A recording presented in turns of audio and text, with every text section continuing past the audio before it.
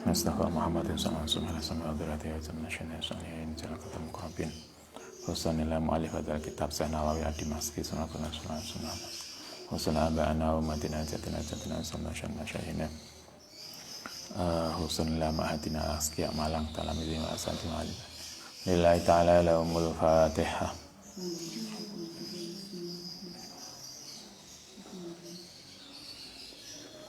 Bismillahirrahmanirrahim. Bab ke-32. Babuma yakuluhu zairul kuburi. Babuma bab tentang doa. Yakulu kang ngucap hu ing doa sapa zairul kubur, orang yang ziarah kubur. Rawaina fi sahih Muslim an Aisyah radhiyallahu an qalat. Kana ana sapa Rasulullah sallallahu alaihi wasallam iku kulama kana nalikane ana apa lailatuha malamnya Sayyidah Aisyah iku min Rasulillah sallallahu alaihi wasallam yahruju keluar sapa nabi min akhiri laili saking akhiri malam ilal baqi maring baqi. Ini hadis tentang ziarah kubur yang kemarin ada yang bertanya hukumnya ziarah kubur. Ini riwayat yang disampaikan oleh Sayyidah Aisyah. Kata Sayyidah Aisyah, kalau Kanjeng Nabi pas tidur di rumahnya Sayyidah Aisyah, giliran Sayyidah Aisyah, biasanya Kanjeng Nabi itu sering kalau malam menjelang subuh, beliau keluar untuk ziarah ke makam baqi. Jadi ziarah kubur itu bukan budaya kita, tapi itu sesuatu yang diajarkan oleh Kanjeng Nabi. Kanjeng Nabi sering, kata Sayyidah Aisyah, kalau malam itu ziarah kubur ke baqi. Baqi itu kuburannya di Madinah. Kalau Nabi ziarah kuburnya gak siang, tapi menjelang subuh. Jadi sebelum subuh beliau ke makam. Kemudian yakulu assalamualaikum daru kaumin mu'minin wa anna wa atakum matu'adun hodan mu'ajilun wa inna insyaallah bikum lahikun. Kemudian membaca salam ini, doa untuk ahli kubur. Ini Kanjeng Nabi yang ziarah kubur.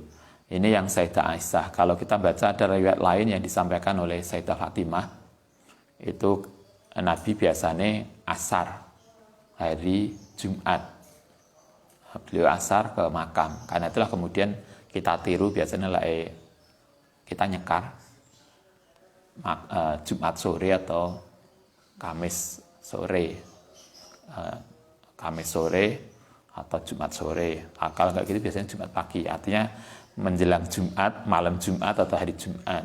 Itu juga ada hadisnya yang diriwayatkan oleh Sayyidah Fatimah. Jadi ziarah kubur itu sesuatu yang dicontohkan oleh Nabi. Kemudian ada doa yang biasa kita lakukan. Fayaqulu assalamualaikum daru kaumin, penghuni mukminin, artinya orang yang ada di kubur itu. Wa atakum nekanikum ing sira apa barang tuadun, apa yang telah dijanjikan sapa sira. Hodan ing besok muajilun ing sesuatu yang telah disegerakan. Wa inna sedune kita insyaallah bikum kelan sira kabeh hakun bakal nyusul. Assalamualaikum, kamu sudah masuk kubur duluan. Kamu sudah mendapatkan apa yang dijanjikan Allah. Insya Allah kita juga menyusul. Allahumma ighfir li ahli baqi ghurqat. Boleh juga dengan tambahan itu. Allahumma ighfir li ahli baqi.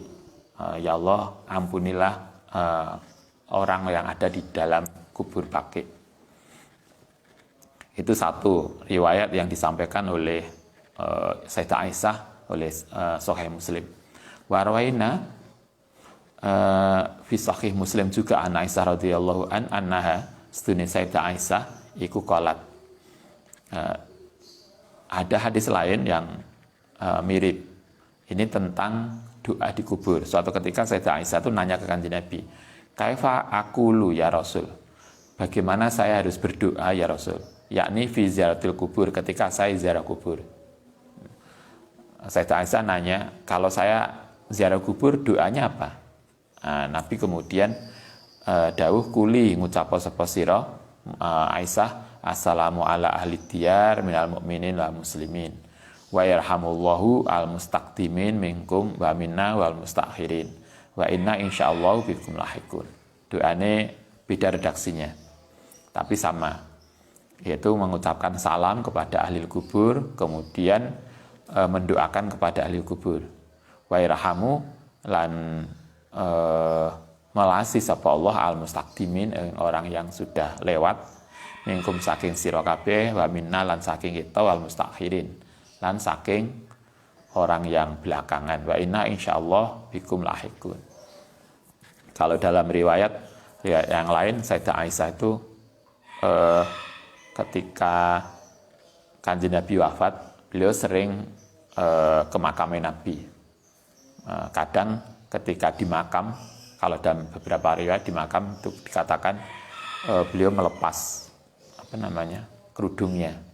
Jadi kemudian kelihatan sebagian rambutnya. Beliau sering melakukan itu. Kemudian begitu Abu Bakar wafat, Abu Bakar kemudian dimakamkan di belakang makam Nabi. Sayyidah Aisyah juga masih sering ke makam. Kemudian beliau juga seperti biasa, begitu sampai makam beliau berdoa dan kadang melepas kerudungnya. Tapi sejak Umar bin Khattab wafat dan dimakamkan di situ juga di belakangnya Abu Bakar, Sayyidah Aisyah itu tidak pernah melepas kerudung ketika di makam.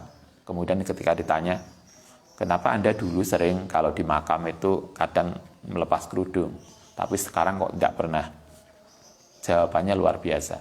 Beliau mengatakan, dulu ketika yang di makam itu Kanjeng Nabi dan Abu Bakar, saya melepas kerudung karena yang dimakamkan itu adalah ayahku dan suamiku.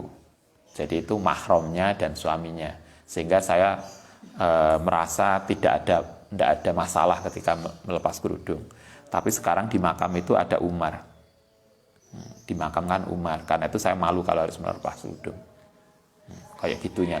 Padahal itu yang dimakamkan itu sudah mati toh. Itu betapa Sayyidah Aisyah itu begitu menjaga dirinya. Nah, kita bisa mengikuti itu. Artinya marilah kita belajar untuk menjaga diri kita. Kalau Sayyidah Aisyah bukan hanya di depan orang yang masih hidup, bahkan di depan makam orang yang dia bukan mahramnya aja dia merasa malu. Itu Sayyidah Aisyah. Hadis yang ketiga, warawaina bi asanid as-sahih fi sunan Abi Dawud wa Nasa'i wa Ibnu Majah an Abu Hurairah radhiyallahu an. Kalau tadi dari Sayyidah Aisyah, kalau ini dari Abu Hurairah. Ini diriwayatkan dari Sahih Sunan Abi Dawud, An-Nasa'i, Ibnu Majah. 3 yang meriwayatkan dengan sanad sahih. Anna Rasulullah sallallahu alaihi wasallam iku kharaja keluar ilal makbarati maring kuburan. Maqala kata Abu Hurairah, suatu ketika Kanjeng Nabi itu keluar untuk ziarah kubur. Kemudian doa yang beliau sampaikan ini, Assalamualaikum daru qaumin mu'minin wa inna insyaallahu bikum lahikun. Sama. Jadi yang meriwayatkan Kanjeng Nabi itu ziarah kubur itu banyak. Ada dari Sayyidah Aisyah, ada dari Abu Hurairah, ada dari Fatimah. Beberapa sahabat meriwayatkan itu. Yang seterusnya hadis nomor 495, Rawaina fi kitab At-Tirmidzi an Ibnu Abbas. Ibnu Abbas juga meriwayatkan Nabi ziarah kubur. Maro lewat. Kalau ini Kanjeng Nabi lewat sapa Rasulullah sallallahu alaihi wasallam bi kuburin, kelan suatu kuburan di Madinah. Suatu ketika Nabi itu lewat di sebuah pekuburan di Madinah. Fa'aqbala, mongko kemudian madhep sapa Nabi alaihi mengatasi makbarah biwajihi. Nabi itu biasa kalau lewat di sebuah kuburan kemudian beliau berhenti, kemudian beliau menghadap ke makam. Nah, kemudian beliau menyampaikan doa, Assalamualaikum ya ahlat diyar yaghfirullahu lana lakum antum salafuna wa nahnu bil asari. Kalau kita misalnya lewat di kuburan, Maka mungkin kita tidak perlu berhenti, tetapi jangan lupa baca Fatihah untuk yang ahli kubur. Kalau Ustadz biasanya begitu. Kalau misalnya kita jalan nggo kendaraan, kemudian kelihatan di sisi, biasanya ada toh kuburan di sebelah jalan yang kita bisa lihat. Nah, kita upayakan begitu lewat tahu ada kuburan, kita baca Fatihah untuk ahli kubur itu. Itu kita meniru apa yang disampaikan oleh Nabi, bahwa Nabi itu kalau berjalan kemudian lewat sebuah kuburan, beliau akan berhenti, kemudian beliau menghadapkan wajah beliau ke kuburan itu dan mendoakan kuburan itu. Jadi bukan artinya jangan lupa senantiasa mendoakan baik yang sudah mati atau yang hidup. Kalau mati berarti kita kirim Fatihah. Warwaina lan ngriatakan fi sahih Muslim an Buraidah, saking Buraidah radhiyallahu an, kana ana sapa Nabi sallallahu alaihi wasallam yu'allimuhum, ngajari sapa Nabi hum ing sahabat idza kharaju, nalikane keluar sapa mereka ilal maqabiri maring kuburan. Nah, ini doa yang diajarkan. Kata Buraidah, Nabi itu ngajarkan doa kepada para sahabat kalau mereka ziarah kubur. Sehingga ziarah kubur itu tidak ziarah kubur itu dilakukan oleh Nabi sendiri, juga diajarkan oleh Nabi kepada para sahabat. Kalau sahabat itu mau ke ziarah kubur, ini loh doanya. Assalamualaikum ahlat diyar minal mu'minin wa inna insyaallahu bikum lahikun. As'alullaha lana walakum afiyata. Kalau ini agak beda yang belakangnya. Kalau yang tadi yang banyak apa tadi? Insyaallahu bikum lahikun. Itu sama, atau ditambahi Allah mafir di alil baqi al ghurqat. Kalau di sini ada tambahan as'alullaha lana, as'alu minta sapa ingsun Allah yang Allah lana Pak untuk kita, walakum lan untuk kalian ahli kubur al afiyata ing kebaikan. Rawaina fi kitab An-Nasa'i wa Ibnu Majah hakadha. Riwayat ini Sahih Muslim, yang ada di Sahih Muslim hadis nomor 496, itu juga diriwayatkan di dalam Nasa'i, Ibnu Majah dan seterusnya.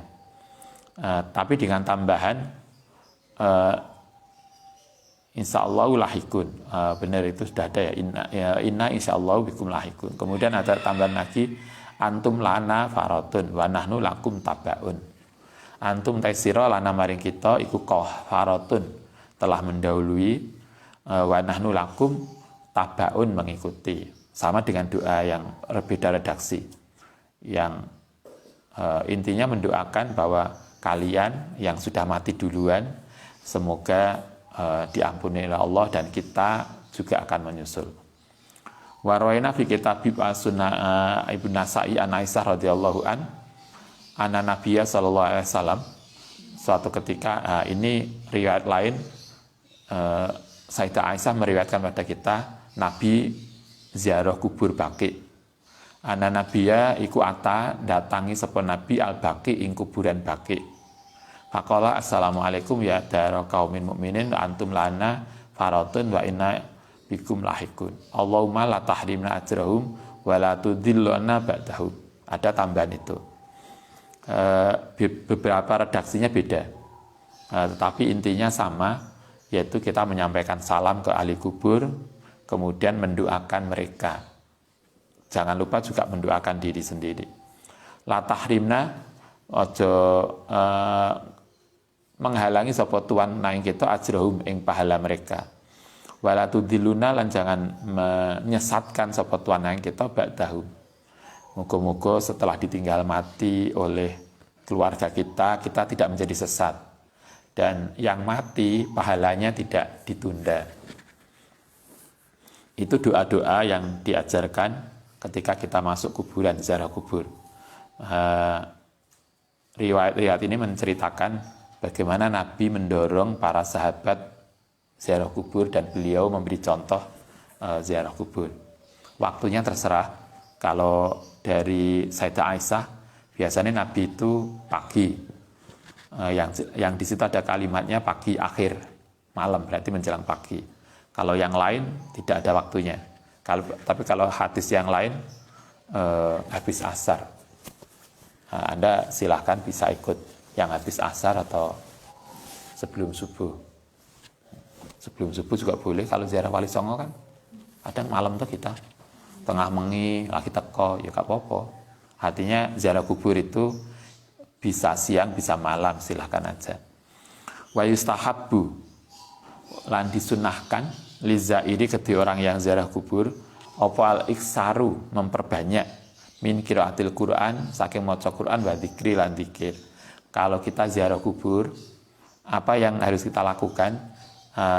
Satu zikir, dua maca Quran. Paling enggak maca Yasin lan tahlil lah. Maca Yasin sebagian dari Quran. Lah kemarin masih ingat yang disampaikan oleh Imam Syafi'i, kalau kita punya keluarga yang meninggal, begitu meninggal kita diharapkan tidak pulang, gitu kan? Tapi kita nunggui kuburannya, sekadar maca Quran sampai khatam. Sampai khatam bilang, Anda khataman Quran berapa jam? Berhari-hari ya? Kalau kemarin dilihatkan nungguni jenazah, nungguni kuburan itu sekadar kita waktu yang kita butuhkan untuk nyembelih binatang, kemudian ngetet-ngetet dan bagi daging. Binatangnya bukan ayam ya, tapi kambing atau onta, berarti butuh sekitar 3 atau 4 jam. Berarti kita nunggui makam setelah dikuburkan itu paling enggak, yuk kita maca Yasin ping 3, kalau maca Yasin 3 kali dan doa. Itu pertama, baca Quran dan dzikir, wa du'ai, lan mendoakan li ahli tilkal mabaroti, maring ahli kubur, wa sairil mauta, lan orang mati yang lain, minal muslimina ajmain. Jadi kalau Anda doa, jangan hanya kepada yang khusus yang kita ziarahi, tetapi juga seluruhnya. Mulanya doa kita biasanya wa jami'il ahli kubur minal muslimin wal muslimat wal mu'minin wal mu'minat, baru kemudian khususon siapa. Sehingga semuanya kita doakan, tetapi ada sesuatu yang kita khususkan. Mungkin bapak kita, keluarga kita, dan seterusnya. Itu satu, kalau ziarah kubur, 3 hal yang kita perlu lakukan. 1, maca Quran. 2, zikir. Yang ketiga, berdoa, mendoakan ahli kubur. Wa yustahabu, lan disunahkan apa al-iksar, memperbanyak minaz ziarati, saking ziarah. Kita disunahkan untuk sering ziarah kubur. Wa ayuk siro, apalagi begitu juga diperbanyak apa al-wukufu, berhenti indah kuburi ahlil khair, di samping kuburnya orang yang baik, wal fadli, lan orang yang punya keutamaan.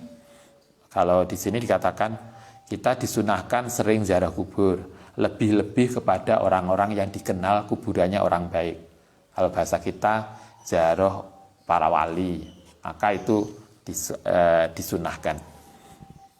Sehingga kemarin kenapa kok banyak orang ziarah para wali? Ya karena itu yang diajarkan. Baik, kita lanjutkan. Bab ke-33. Babun nahyi zairi, bab tentang larangane ziarah man, yaitu wong yarahu yabki, yang nangis jazaan krono kesedihan indal kubri, nalikane nono ning kuburan. Kalau kita itu biasa nggak kuat, begitu masuk kuburan nangis, maka orang yang seperti ini dilarang masuk kuburan. Karena itulah kenapa kemudian kita bisa memahami Kanjeng Nabi atau di dalam banyak hadis itu melarang perempuan ikut takziah ke kuburan. Karena biasanya tradisi ketika itu para emak-emak di saat itu kalau masuk kuburan nangis. Jenazah yang dikubur dia sudah pingsan, malah merepotkan toh. Karena itulah nggak boleh ikut. Tapi bagi Anda yang biasa, kok ya sakit kuburan kan nggak membuat kita menangis. Karena kuburan kan banyak penjualnya. Nah, kata ziarah kubur. Ziarah kubur itu akhirnya menjadi wisata. Wa amrihi lan perintah iyahu ing man ziarah tadi bisobri kan sabar. Wa nahyi aidon an ghairi dalika saking yang lain mimma saking barang naha yang melarang apa syar'u. Begitu juga enggak boleh melakukan hal-hal yang lain yang dilarang oleh syariat. Rawaina fi sahih Bukhari. Diriwayatkan dari Sahih Bukhari wa Muslim an Anasin radhiyallahu an marra. Suatu ketika lewat sapa Nabi lewat di sebuah kuburan bi imra'atin kelan ketemu seorang perempuan tabki kang nangis sapa imra'ah inda qabrin. Suatu ketika Nabi ziarah kubur, kemudian di kuburan itu ternyata sudah ada perempuan, dan perempuan itu nangis di samping kuburan keluarganya. Kemudian Nabi mendatangi perempuan itu, waqala, kemudian dawuh sapa Nabi, ittaqillaha wasbiri lan sabaro. Takwalah pada Allah dan sabar. Artinya kalau ya orang mungkin menangis karena sedih ya, tapi kemudian Nabi mengingatkan ketika kita di kuburan hendaknya nggak perlu menangis yang berlebihan. Kemudian Nabi mengatakan sabar mbak, nyebut biasanya gitu kan, mengingatkan kita untuk itu. Rawaina fi Sunan Abi Dawud wa Nasa'i wa Ibnu Majah bi isnadin hasanin an Bashir ibnu Ma'bad radhiyallahu an qala bainama suatu ketika ana utai ingsun iku umasi jalan sapa ingsun an nabi ing bersama Nabi.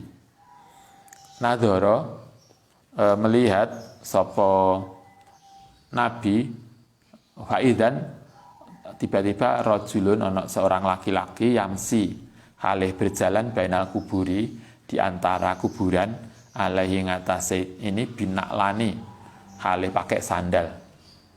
Suatu ketika Nabi itu ziarah kubur bersama Ma'bad, Basir bin Ma'bad. Kemudian ternyata di situ ada sahabat lain, orang lain yang juga ziarah kubur. Nah, ketika berjalan di antara makam, dia pakai sandal. Kita biasanya juga gitu kan, pakai sandal di makam.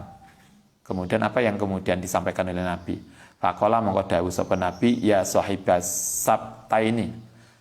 Orang yang pakai sandal, alki ngelepas sapa sira sibtakaika ing sandalmu. Kita diajarkan kalau kita masuk makam hendaknya tidak pakai sandal. Sandalnya dilepas. Ini hadis ini panjang. Salah satu alasannya adalah karena itu menyakiti perasaan jenazah yang ditanam di bawah. Iki apa to mlaku nang dhuwur sandalan. Itu alasannya begitu.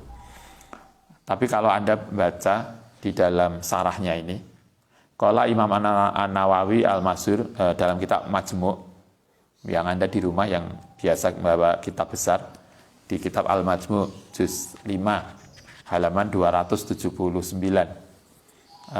Di situ dikatakan begini. Kalau menurut Ahmad bin Hambal berdasarkan itu begini, al-masyhur fi madhabina, yang masyhur menurut pendapatnya Imam Nawawi adalah annahu la yukrahu, tidak makruh apa al-masyu bainal maqabir binak laini. Berarti boleh. Kalau menurut Imam Nawawi mungkin kalau kuburannya besar gitu ya, kemudian makam siapa? Makam ayah kita, makam keluarga kita di tengah sana. Kemudian mlaku nerono adoh dan mungkin banyak duri atau yang lain, maka berarti layukrohu almasu bainal makobir binak lain. Berarti tidak apa-apa jalan di antara makam itu pakai sandal. Menurut Imam Nawawi boleh. Alasannya karena hadis yang disampaikan ini tidak menunjukkan bahwa itu sesuatu yang dilarang, tapi sesuatu yang hanya kurang etis dan pada konteks tertentu itu diperbolehkan. Kalau Imam Nawawi boleh, tidak makruh. Tapi kalau menurut Imam Ahmad bin Hambal, hukumnya makruh. Saya kira kita tinggal lihat konteksnya. Kalau kuburannya ketoke resik, baik, mungkin lebih baik sandalnya dilepas. Tapi kalau kuburannya mungkin kita lebih hati-hati, lebih ini dengan pakai sandal, yo berarti boleh. Artinya pendapat ulama ada dua. Pakai sandal di kuburan itu ada yang membolehkan, tidak makruh, ada yang menghukumi makruh. Kultu matur sapa ingsun as-sabtiyatu utai lafat sabtiyah iku an-na'li, iku an-na'lu yaiku sandal alladzi la sya'ara 'alaiha, yang tidak ada tutupnya. Kalau kita slop gitu ya, tidak ada slopnya, berarti sandal jepit. Waya bikasih sini memalati wa iskanil ba'i. Waqat ajma'a lan teman-teman ijma' sepakat sepal ummatu ala wujubil amri yang atase wajib amar ma'ruf nahi mungkar. Artinya kalau kita ini terkait dengan Nabi itu setiap melihat sesuatu yang enggak pantas, beliau mesti mengingatkan. Nah, kita juga begitu, menirukan si Nabi. Terakhir di bab ini, babul bukai, bab tentang menangis, wal khaufi, lan khauf, takut, indal mururi, nalikane berjalan, bikoburi dolimin, kelan kuburane orang dolim, wa bimasarihim, lan kematiane orang dolim. Bab tentang kalau kita lewat kuburane orang dolim, orang ini jahat banget. Misalnya kalau dalam biyen apa istilahnya? Anda tahu nggak? Kalau zaman Soeharto biyen ada istilah Petrus. Jadi penjahat-penjahat itu ditangkap, kemudian dihukum mati, kemudian jenazahnya biasanya digeletakno di mana? Pinggir jalan. Dulu ramai banget. Ustadz masih sanawiyah. Anda belum hidup ya? Belum lahir. Dulu sering begitu, sehingga menakutkan. Wa idharil iftikari, dan menunjukkan kepada kebutuhan ilallah ta'ala. Wa tahdhiri, lan memberikan peringatan minal ghaflati, saking lupa, andalika saking itu. Rawaina fi sahih Bukhari an Ibnu Umar radhiyallahu anna Rasulullah sallallahu alaihi wasallam qala li ashabi, yakni lama wasolu, nalikane sampai sapa mereka al hijra ing hijra nama tempat Diaru Samud, yaitu daerah orang Samud. Kata Nabi, latat hulu, ojo masuk ala haula ilmu adzabin, ing atase kuburane orang-orang yang disiksa. Ila antakunu, kecuali ana sapa sira iku bakina, nangis. Artinya kalau kita ketemu kuburane orang dolim, maka Nabi mengatakan jangan masuk ke kuburan itu. Kalau terkenal, masih ingat kelompok Samud, kuburannya orang-orang Samud yang disiksa oleh Allah. Nabi mengatakan latat hulu. Kalau aslinya, kalau kita takut masuk ke situ, kita boleh, nggak perlu masuk. Tapi lae kita masuk, artinya kita Allah gak popo. Fa'ilam takunu, mongko lamun ora ana sapa sira iku takina, fala takhulu, mongko ora mlebu sapa sira alaihi mengatasi mereka. Tapi kalau kita berani, yo gak popo. Lagi kuburan biasa, gak angker, misalnya begitulah. Ini enak kuburan angker banget, kita gak berani masuk, yo gak usah masuk. Ustaz, ini bagi saya gak ada kuburan angker, masuk, yo masuk aja. Artinya boleh. Kalau nggak berani ya nggak usah masuk. Kalau berani silahkan. Nabi mengatakan layu sibukum, ora ngenani kum ing sira apa mah barang asobakum kang asobahum kang ngenani apa mahu ing mereka. Kata Nabi, apa yang terjadi di jenazah, apa yang menimpa jenazah di dalam kubur itu tidak akan menimpa kita yang masih hidup. Karena itu kalau Anda berani, nggak apa-apa Ustaz, saya biasa kok masuk kuburan. Ya nggak apa-apa, karena apa yang ada di kuburan tidak akan mengganggu kita, sesungguhnya begitu. Tapi kalau Anda nggak berani, ya nggak usah melebu, nanti daripada kemudian Anda ketakutan.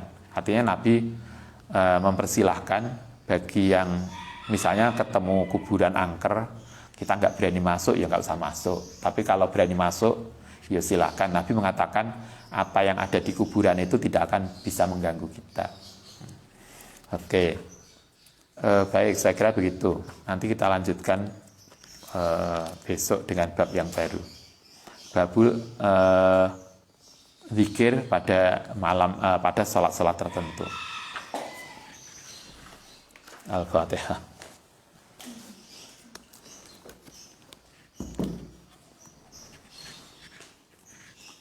Rabbana fa'na bima lam tanah ladzi fa'una rabbana wa faqih lana wa qarabati Rabbana fa'na bima lam